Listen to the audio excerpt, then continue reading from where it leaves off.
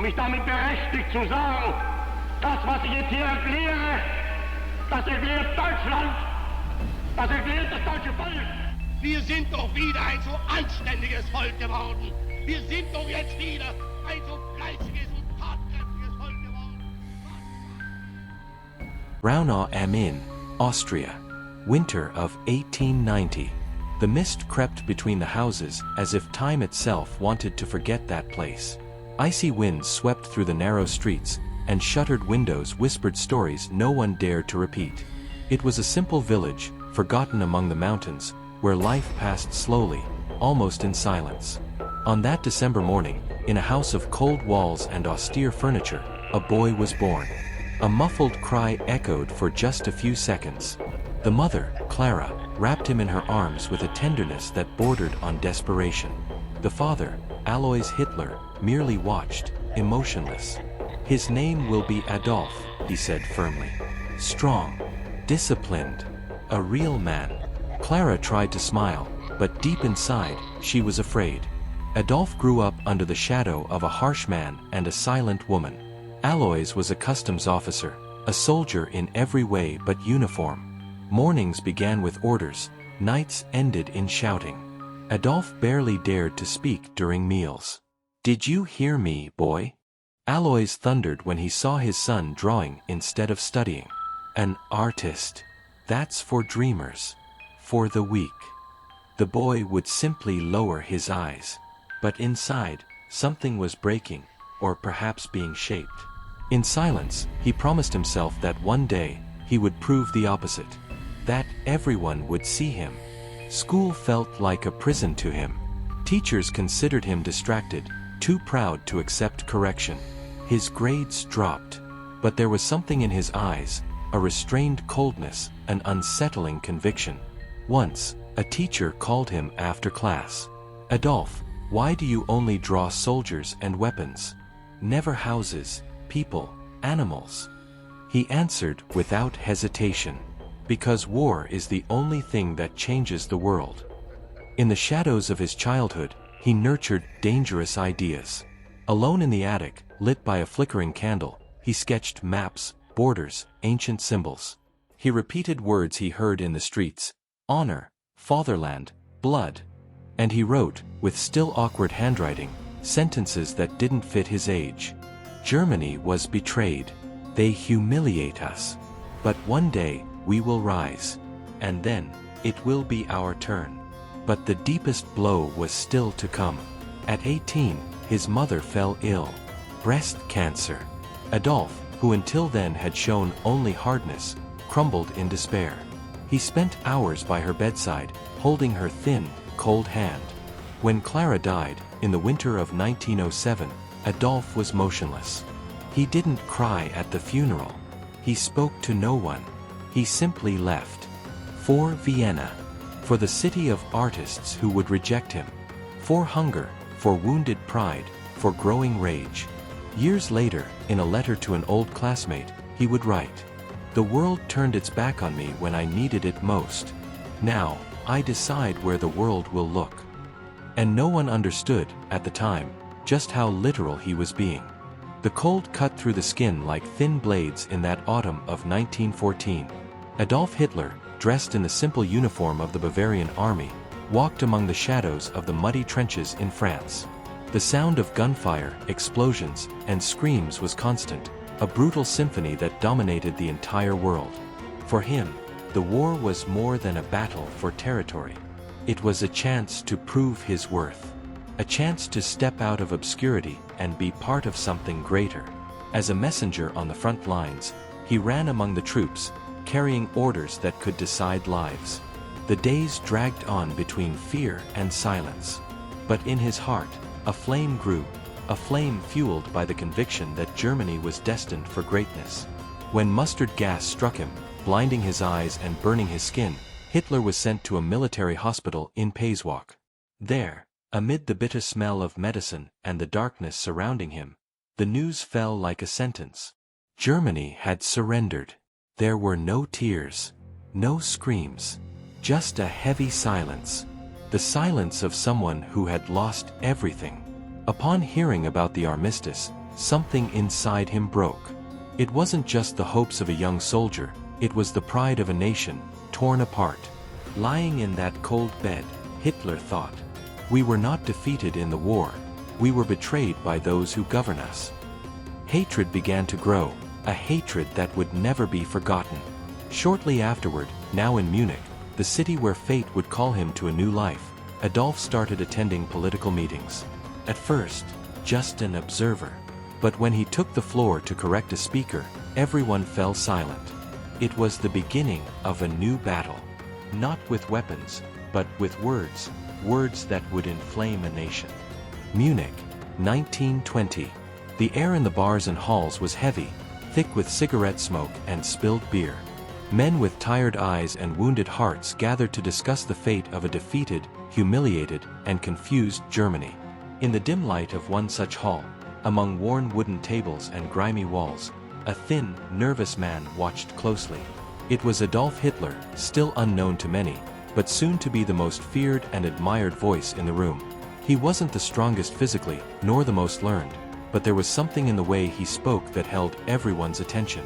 It was a restrained fury, a promise of revenge, the certainty that he had a mission. In that stuffy hall, beneath the noise of harsh laughter and clinking glasses, Hitler stepped onto the small makeshift stage. Silence. Everyone waited. Our people have been betrayed, he began, with a firm voice and piercing eyes. Betrayed by corrupt politicians, by Jews, by communists. But the time for response has come. The time to awaken. His voice rose, echoing off the walls. Faces changed. Doubt gave way to hope. An older man, hands trembling, whispered beside him. This young man, he understands our pain. Hitler went on, sometimes pausing to command silence, other times raising his voice to ignite the tired hearts. We will no longer be humiliated. We must reclaim our pride, our fatherland, our blood. In that moment, that beer hall ceased to be just a meeting place. It became a stage for a man who spoke the language of anger and resentment, and who, little by little, gathered followers ready to heed his words, whether toward glory or tragedy. Munich, November 8, 1923. The night was cold, almost biting. The city streets seemed quieter than usual, as if even the wind feared what was to come. In the heart of Munich, at the Berger Braukeler Brewery, dozens of men gathered around Adolf Hitler, an emerging leader who promised to overthrow the government and restore Germany's glory. Hitler stood there, eyes blazing, shining in the dim light of the room. Beside him, Ernst Röhm, one of his lesser-known but fierce allies, watched the crowd, ready to act. Today, we begin the revolution, Hitler declared, his voice firm and filled with an almost hypnotic fervor. We can no longer wait for corrupt and traitorous politicians. It is our time. The words echoed through the halls, igniting the hearts of his followers, who were willing to risk everything. But reality would be cruel. As the group marched through the streets toward the center of power, the army and police waited. The confrontation was swift and brutal. Shots were fired, men fell, and the dream of the coup dissolved in blood and fear. Hitler was arrested and taken to Landsberg prison, where the following days would be marked by reflection and planning. There, within the cold walls of his cell, he began writing a book that would become the foundation of his power, Mein Kampf. The cell in Landsberg was a cold, dark coffin, where time seemed to drag on hopelessly. Adolf Hitler sat there, in the hard corner, eyes fixed on the void, but his mind racing. Freedom had been ripped from his hands, but inside him a flame refused to die, a flame that burned stronger in solitude. In the silence of that prison, the world outside seemed distant, almost irrelevant. But inside that cell, Hitler's ideas grew fiercer, more absolute. He wrote, nights and days, scribbling the pages of Mein Kampf, a book that was not just words, but a manifesto of hatred and ambition. He saw the world as an invisible battlefield, populated by hidden enemies conspiring against Germany and its people. In his mind, these enemies had faces, names, voices, Jews, communists, traitors. And the anger boiled, growing until it overflowed. One night, speaking with Ernst Röhm, one of his few true allies, their conversation turned into a dark pact. Violence is not something to fear, Hitler said, eyes glowing in the cell's dim light. It's the only virtue that can save our people. Rome, a hard-eyed man with calloused hands, nodded slowly, agreeing with that cruel truth. They knew that to seize power, blood would have to be spilled, and they were ready for it. But even amid determination, fear lurked. Hitler was haunted by nightmares, faces of soldiers dead in the war, mockers laughing in his ear, figures accusing him of failure. Every dawn was a battle against these inner ghosts. Yet these nightmares did not weaken him, on the contrary, they strengthened his conviction. He believed himself chosen, the only one capable of freeing Germany from that darkness. Before his release, Hitler gathered his followers in the tense silence of the cell. "I will return stronger," he promised in a firm voice. "More relentless. Germany will see a new dawn, but not without pain, not without blood." And when the door finally opened, he did not leave as a defeated man, but as a herald of the storm, a man whose shadow would begin to stretch across all of Europe. When Adolf Hitler was released from Landsberg prison in December 1924, the world didn't realize it was witnessing the birth of a storm. He returned not just as a free man, but as a dark prophet carrying the weight of what he believed to be a divine mission, the redemption of Germany, through power and blood. Armed with a determination bordering on fanaticism, Hitler began his journey to rebuild a political party that had been nearly destroyed by repression. The National Socialist German Workers' Party, better known as the Nazi Party, was still a small force, scattered through beer halls and secret meetings, but to Hitler, it was the seed of an empire. The propaganda strategist. Hitler was not just a tireless orator, he was a shrewd strategist. He understood that to turn his message into power, he needed to captivate the masses with symbols, speeches, and a narrative that seduced despair. He donned the brown paramilitary uniform that would become his trademark, surrounded himself with the Sturmabteilung, the SA, violent militias acting as a personal guard, and began spreading his hateful rhetoric against Jews, communists, and the Treaty of Versailles, which he saw as a national humiliation. The growing shadows. In the early 1920s, Germany faced deep economic crises. Hyperinflation was destroying family savings, the unemployed filled the streets, and political instability made the future uncertain. This boiling pot was the perfect ground for Hitler's extremist ideas to gain traction. At packed rallies, he spoke to crowds thirsty for hope but actually feeding on fear and anger. "You have been robbed. The German people have been betrayed by those who govern us," he shouted, his voice cutting through the silence like a blade. "We must take back what is ours. Germany will be great again, but only if we shed the blood of the traitors." A dangerous alliance. Despite his charisma and oratory skills, Hitler knew he couldn't reach power alone. He needed allies, and found them in figures not always known outside Nazi circles. Ernst Röhm, his right-hand man, continued to organize the SA with an iron fist. But there was also a lesser-known yet crucial ally, Gregor Strasser. A strategist and ideologue, Strasser helped shape the party's more socialist side, trying to attract workers and the poor to the movement. However, even among these allies, tension grew. Hitler demanded total loyalty and tolerated no dissent. His authoritarian temperament was beginning to emerge strongly. The growing fear. As the Nazi Party grew, so did fear among politicians and ordinary citizens. Many saw Hitler as a dangerous demagogue, capable of setting Germany ablaze with his violent rhetoric. But his tactics were not just verbal. Meetings and rallies often ended in violence. SA attacks on political opponents became routine, spreading terror in the streets. The unstoppable rise. In 1928, the party managed to elect its first deputies to the Reichstag, the German parliament. It wasn't a sweeping victory, but it was a clear sign. The movement Hitler led was growing by leaps and bounds. The economy still staggered, the humiliation of the Treaty of Versailles weighed heavily on everyone's shoulders, and the population increasingly felt that only someone radical could rescue Germany from chaos.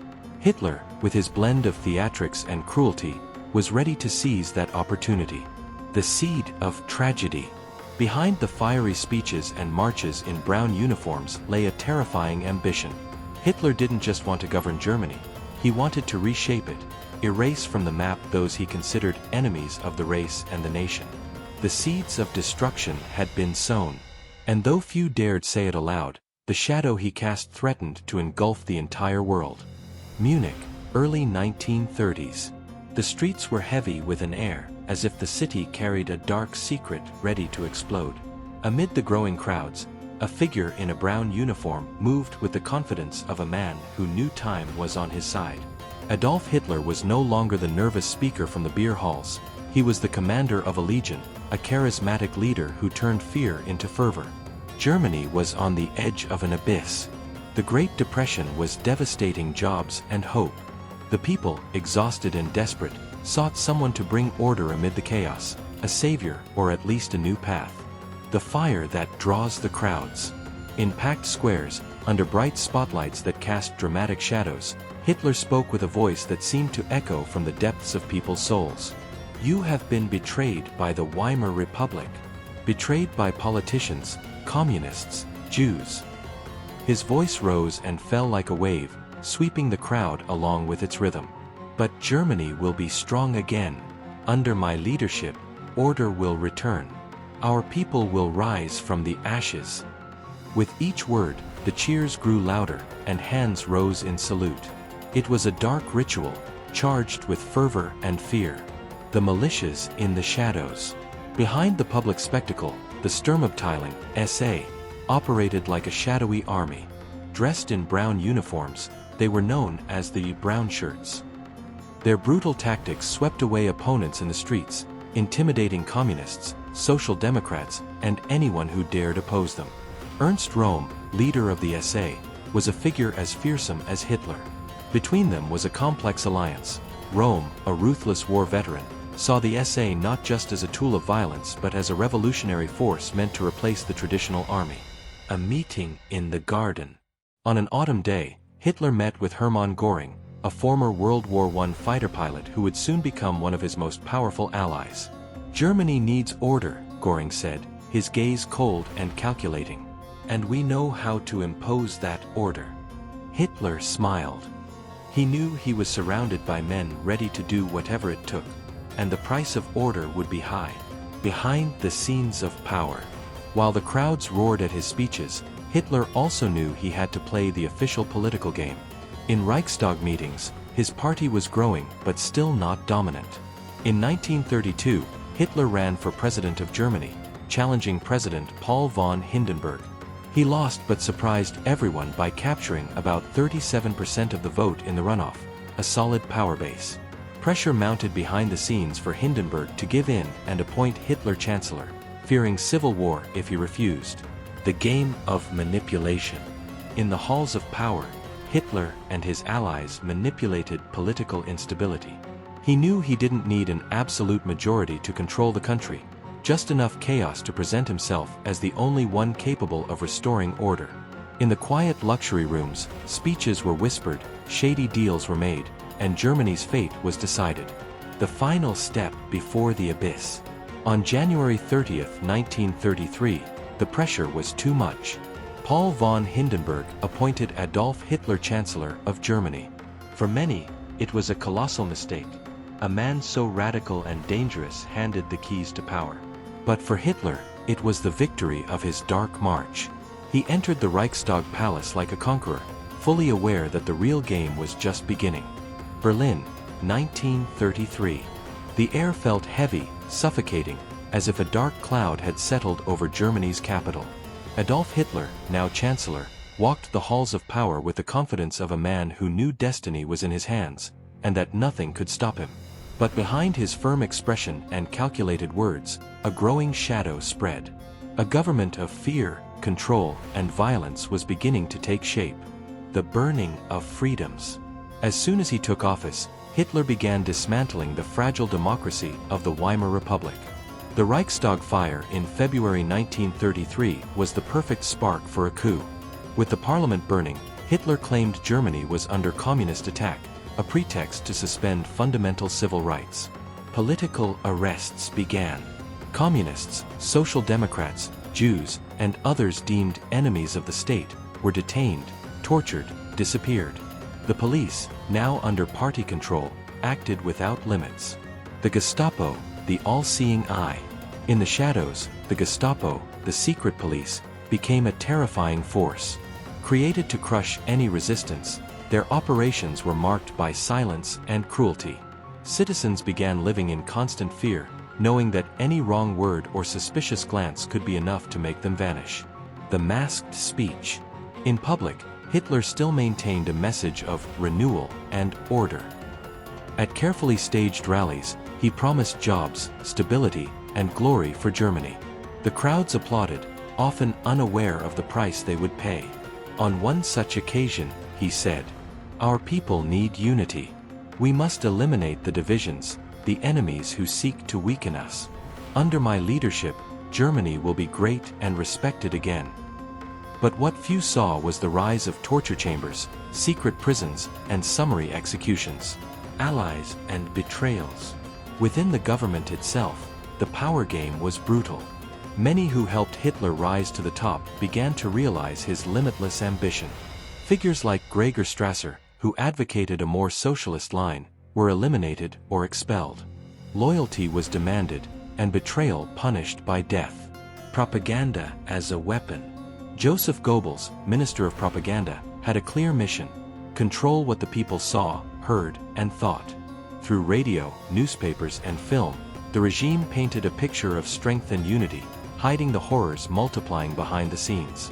Lies became truth, and fear, a tool of control. The omen of horror. Amid the speeches and propaganda, there were signs not everyone could ignore. Reports of concentration camps being established, initially for political prisoners, began to surface. Men and women disappeared without explanation, victims of a system that eliminated anyone considered a threat.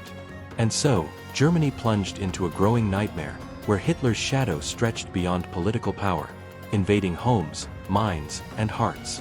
After Adolf Hitler was appointed Chancellor, the country plunged into a whirlwind of changes that quickly crushed any trace of democracy. The Nazi regime consolidated with frightening speed, transforming Germany into a machine of absolute control. The concentration camps, initially used to detain political opponents, grew in number and cruelty. Prisoners were subjected to forced labor, torture, and inhumane experiments. The horror spread silently, invisible to most, but terrifying to those who knew its reality. The Gestapo, now an omnipresent entity, expanded its network of spying and informants, turning neighbors into informers, friends into traitors. Fear spread like a plague. In secret meetings, Hitler and his generals discussed plans for territorial expansion, while ministers debated the final solution, a phrase that carried the omen of genocide. Gregor Strasser, who had tried to oppose the party's more radical line, was assassinated. Betrayal within Hitler's own circle was punished swiftly and brutally. Absolute loyalty was the only currency accepted. With the outbreak of World War II, Hitler's shadow became a black cloud that covered all of Europe. The invasion of Poland in 1939 triggered the bloodiest conflict in human history, but the true horror was reserved for the millions of human lives marked for destruction. The Holocaust, systematically planned and executed, was the ultimate expression of Nazi barbarity. Millions of Jews, Roma, homosexuals, disabled individuals, political opponents, and many others were persecuted, tortured, and murdered in gas chambers, mass graves, and extermination camps. In secret conversations, Hitler expressed an apocalyptic vision where racial purity justified any crime. "Survival of the strongest requires sacrifices," he said with terrifying coldness. By his side, leaders like Heinrich Himmler and Joseph Goebbels shaped the regime with ruthless hands, commanding terror and propaganda. The world watched, often powerless, as Europe was consumed by violence and hatred. Over the years, Allied forces began to turn the tide of the war. Military defeats and growing destruction shook the Nazi regime. Hitler, increasingly isolated in his underground bunker in Berlin, seemed a man consumed by paranoia and madness. In his final days, he still held a fanatical conviction, refusing to accept defeat. He ordered desperate attacks and brutal punishments for those who showed weakness or betrayal. On April 30, 1945, as Soviet troops closed in on the gates of Berlin, Adolf Hitler took his own life, ending the darkest chapter of modern history. But the shadow he cast remained. The devastated world had to face the consequences of his fanaticism, systematized hatred, and destruction on an unimaginable scale. Hitler was not just a man, he was the embodiment of evil fueled by hatred, intolerance, and unchecked power. The story of his rise and fall is an eternal warning about the dangers of manipulation, fanaticism, and the loss of humanity.